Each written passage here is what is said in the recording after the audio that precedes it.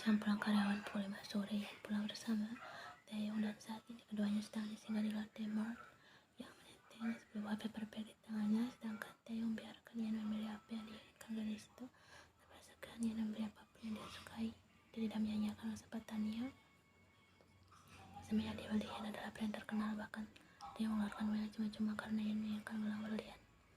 Dan karya tersebut harganya 100 juta won. Dia menggeser keluar kartunya berkali-kali, namun hal itu tak seberapa Yan pantas mendapatkannya.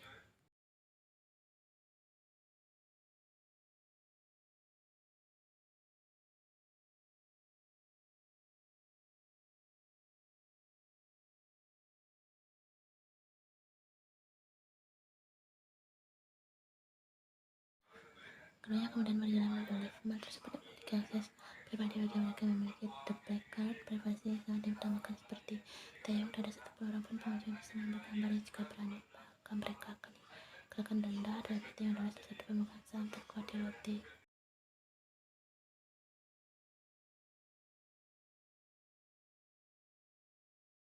Tanpa mereka sudah sejak tadi, Jenny yang perhatikan keduanya. Kebetulan dia juga berada di Lotte bersama Jungkook. Tapi pria itu sedang didengar sebentar. Jenny melihat dengan jelas bahwa itulah Yan, pacarnya Jungkook. Kenapa terlihat sangat akrab dengan Taeyong?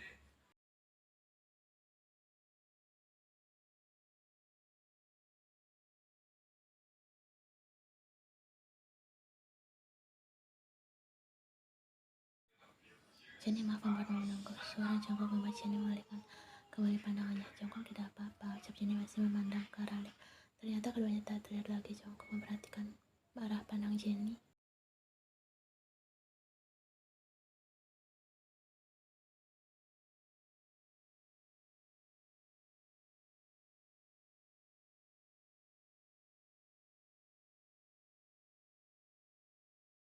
Jungkook mengangguk dan akhirnya keduanya pun pergi dari tempat itu. Jenny memilih menyimpan apa yang dilihatnya karena dia tidak ada bukti apapun.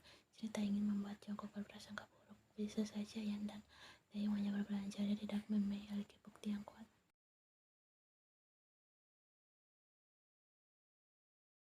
Setelah berbelanja di mall, dia membawa Yan ke rumahnya. Dia membuka bagasi mobil dan mengambil semua barang belanjaan Yan. Selama sekretarisnya memilih mengirim Mark, yang merupakan asisten pribadinya, kembali ke New York. Mark sempat protes saat dipulangkan begitu saja dengan seperti barang, namun dia bungkam.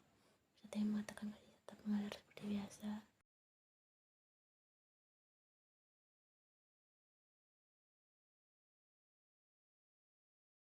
Taeyong, biar aku saja yang membawa semuanya. Setelah setelah itu dia baru saja malas Taeyong, dan kali ini membiarkan Taeyong membawa barangnya. Bukankah ini keterlaluan? Tak masalah, biar aku bawa ke kamar. Yan akhirnya mengalah. Dia mengekori langkah Taeyong menuju kamar kos yang berada di lantai 2. Rupakan kamar tamu, namun Taeyong peruntukan untuk Yan. Taeyong sudah menawarkan agar Yan pindah ke lingkungannya, namun Yan menolak karena alasan masih memikirkan Jungkook.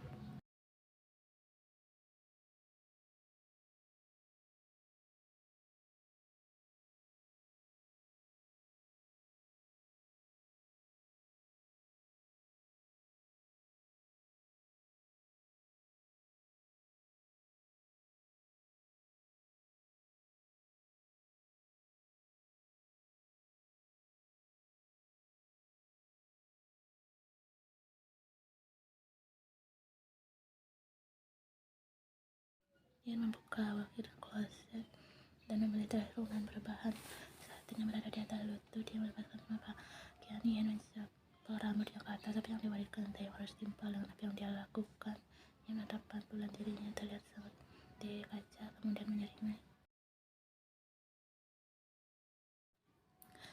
Yan, kau harus membuat yang tidak bisa melupakan. Setelah mengatakan hal itu, Yan langsung masuk ke dalam kamar Taeyong. Dia melihat pria itu baru selesai mandi dengan handuk yang masih kelip.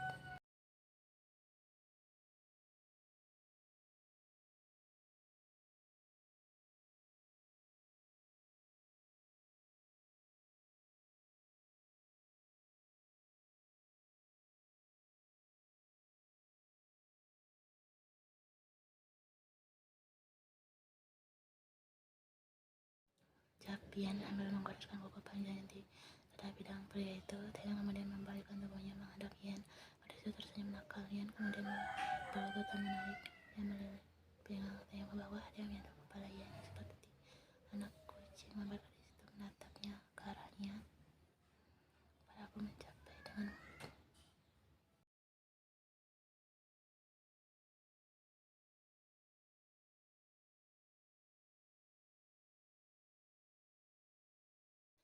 Dia memaksa rambut Ian dan mengajak pengumpul itu. Jam sudah menunjukkan pukul 9 malam. Ian tertidur dengan pulas. Setelah mereka mungkin kelelahan, Taeyong melihat ponsel Ian yang terus berbunyi di meja nakas. My boyfriend is calling.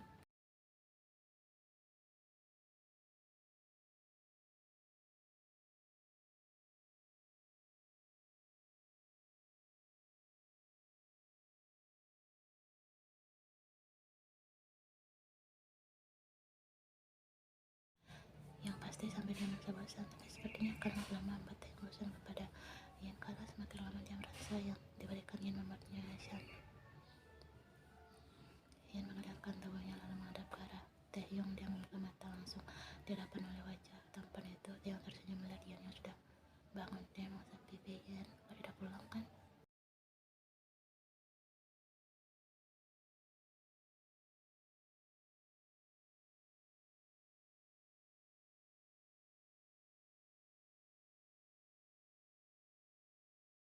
Tesis Taeyong sambil merangkul pinggul ramping Ian, namun gadis itu tetap menggelengkan kepalanya, membuat dia menghela nafas kasar. Ian tersenyum. Dia memberi kecupan.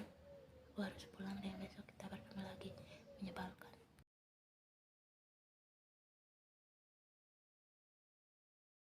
Ian hanya tersenyum. Dia mulai bangkit dari tempat tidur. Dia meraih ponselnya yang ternyata mati di meja nakas. Seperti sengaja dimatikan. Dia menatap Taeyong dengan wajah datarnya. Pria itu terlihat kesal.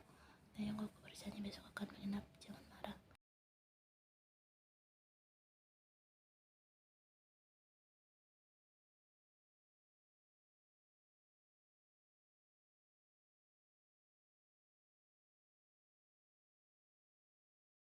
Taeyong akhirnya menghela nafas pasrah. Dia harus banyak bersabar. Jika selama ada jongkok di sisi Ian, aku akan mengantarmu pulang. Taeyong mengantar Ian pulang ke rumahnya. Jam sudah menunjukkan pukul 10 malam. Tak lama kemudian mobil Taeyong berada di depan gang sampai di rumah Ian. Ia tersenyum dan menatap ke arah Taeyong.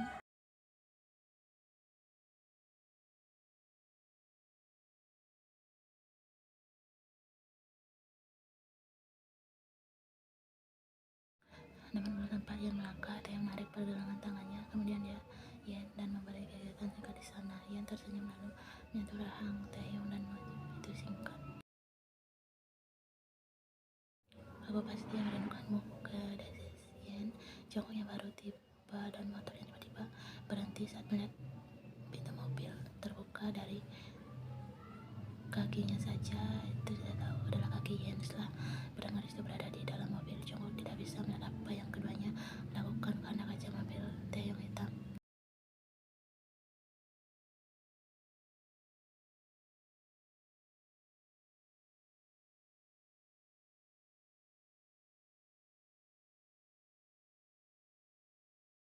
Ia langsung menjauhkan dirinya dari Taeyong. Sebenarnya senang tidak beruntung berjumpa besok, ucap Taeyong dia dengan senyuman. Ia tersenyum kemudian melangkah mundur dan menutup pintu mobil tersebut.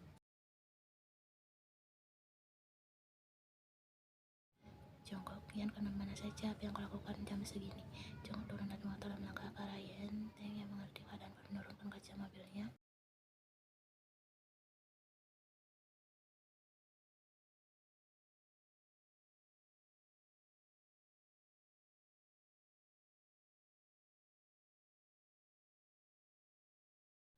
Terima kasih sudah mengantar kasih aku pulang. Anda bisa pergi sekarang, ucap Jongkok datar.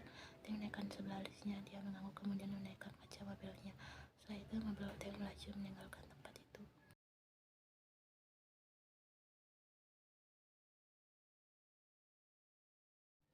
Kemudian Jongkok menatap ke arah Ian. Gadis itu hanya memandang Jongkok datar dan berjalan lebih dulu masuk ke dalam gang.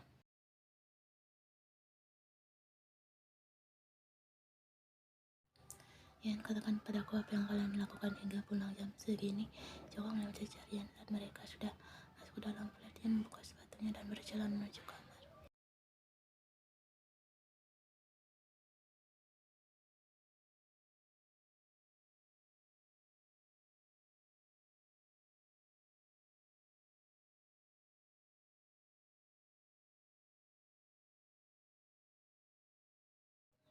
Suara Jongkok sudah meninggi. Dia menahan tangan Ian hingga membuat gadis itu menghadap ke arahnya. Jongkok bekerja tidak harus di kantor. Saat pulang kerja kami ada pertemuan dengan klien. Yen. Jongkok tetap memisingkan matanya, aroma sekujur tubuh yang sangat kentara dengan wangi lelaki.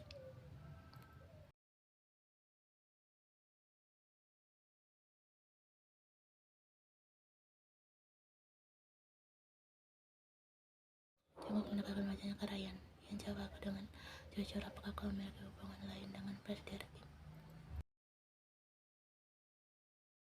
Hal itu membuat Ian terkejut, namun dia tidak gentar karena posisi ini tidak hanya dirinya, namun Jongkok juga sama. Jadi sekarang kau mulai menuduhku, suara Ian juga ikut meninggi.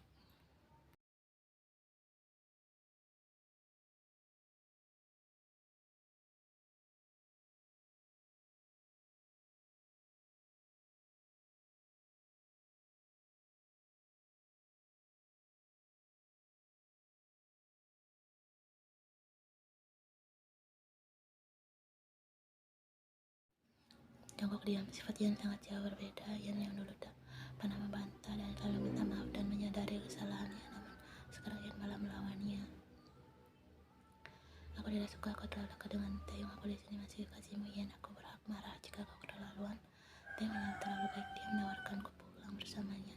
Tentu aku mengiyakan daripada menunggu berjam-jam sendirian.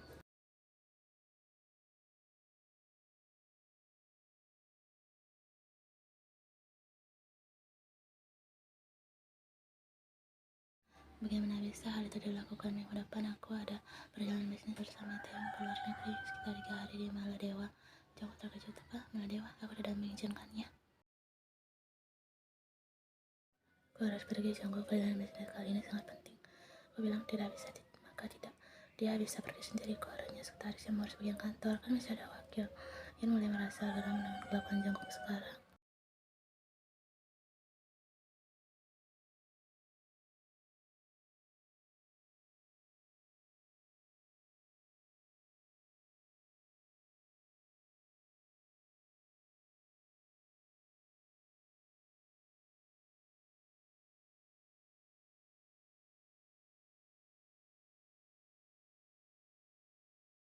Sejong dan Iris sedang duduk di sebuah kafe yang terletak di depan awalnya. Tempat itu adalah tempat favorit mereka sekarang dan harganya lumayan murah, minumannya juga enak. Ada letakkan minuman pesanan Sejong di atas meja.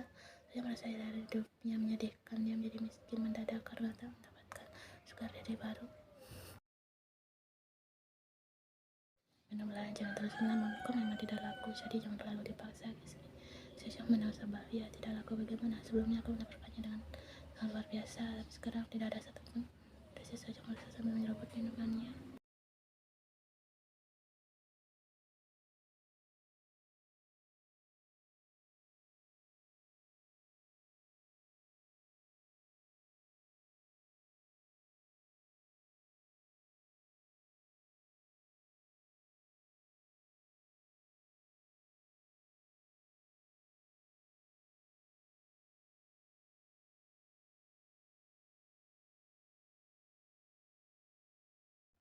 Capaian dari sambil menunjuk ke arah sepatu berbeda barunya. Anak saja sudah beli mahal-mahal dituduh cicil.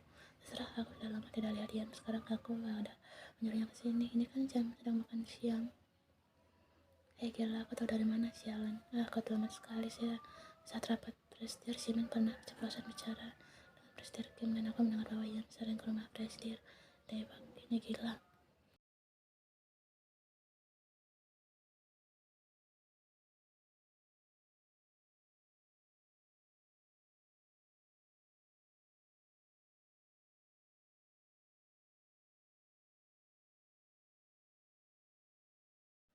Ian tersenyum dan mendekati kedua temannya itu. Kalian sudah lama di sini. Sejauh masih tidak diam. Ya, aku baru benar-benar Ian. Aku kira kau bidadari yang baru saja turun dari kayangan, Ian. Apa kalian? Aku hanya sedikit merubah penampilanku. Ian yang duduk di sebelah Sejong. Gadis itu tersenyum lebar.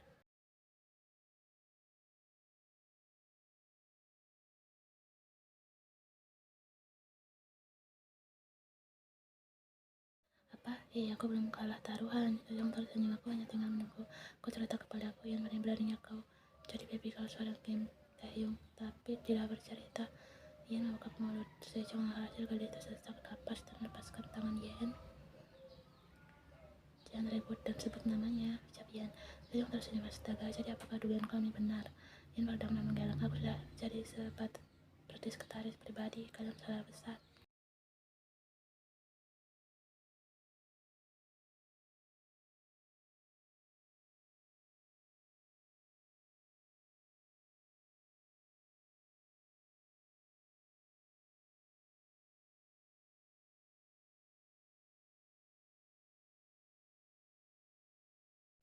Ian dijemput di rumahnya oleh salah satu anak buah Taeyong yang bernama Mark. Di flatnya, Ian tidak bawa barang apapun selain tas kecil karena Taeyong melarangnya.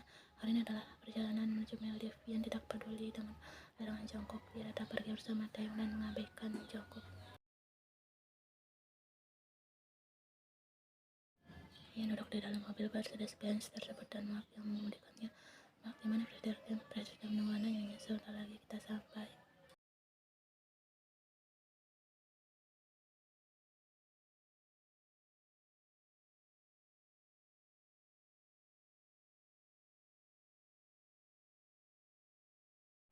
Mark melakukan membelinya di sebuah tempat terbuka yang sangat luas. Yang kagum saat melihat jet berwarna silver berada di sana.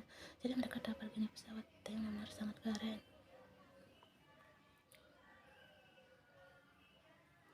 Dan Hakim sudah sampai. Mark dorong dan bukakan pintunya untuk Ian. Kemudian gadis itu turun. Dia melihat banyak anak buah Taeyong menggunakan jas hitam berdiri rapi di sana. Dan akhirnya Ian melihat Taeyong, pria terlihat sangat tampan dengan pakaian kasual dan kacamata hitam yang menambah ketampanannya itu.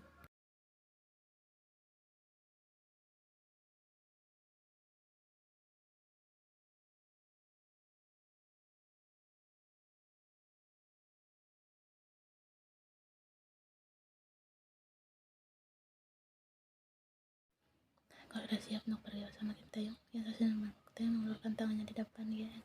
Ayo kita berangkat sekarang. Aku pastikan aku tidak akan pernah melupakannya.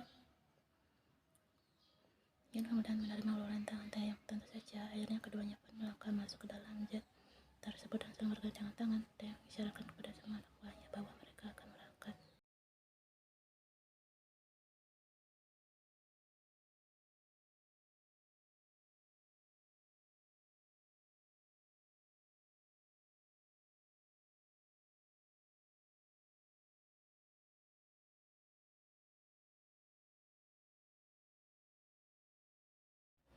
Taeyong dan Ian duduk berhadapan. Seorang pelayan wanita membawakan kampaknya untuk mereka dan memakannya di dalam gelas kaca. Taeyong mengangkat sedikit gelasnya. Untuk perjalanan pertama kita, cheers. Setiap Ian gelas mereka menembakkan suara dentingan. Taeyong menghabiskan minumannya dengan sekali teguk. Ian tak sanggup, dia hanya minum sedikit karena tidak kuat dengan aku.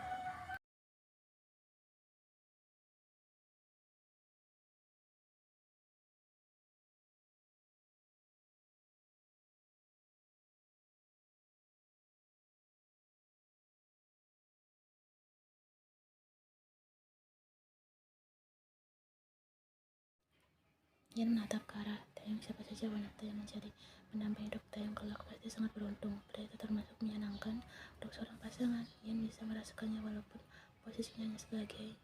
Tapi Ian bisa merasakan bahwa Taeyong sebenarnya penyayang terhadap wanita. Bahkan dia merasa nyaman saat bersama Taeyong padahal mereka belum lama kenal.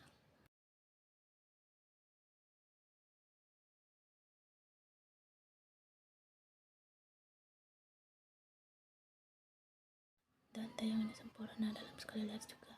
Semua wanita akan langsung berteriak padanya. Bahkan sampai membuat Ian dengan perlahan berpaling. Taeyong, ada apa? Apa kau pernah jatuh cinta? Taeyong menatap ke arah Ian yang mendengar pertanyaan itu. Langsung saja pikiran Taeyong melayang kepada seseorang saat ini. Kau benar-benar ingin tahu.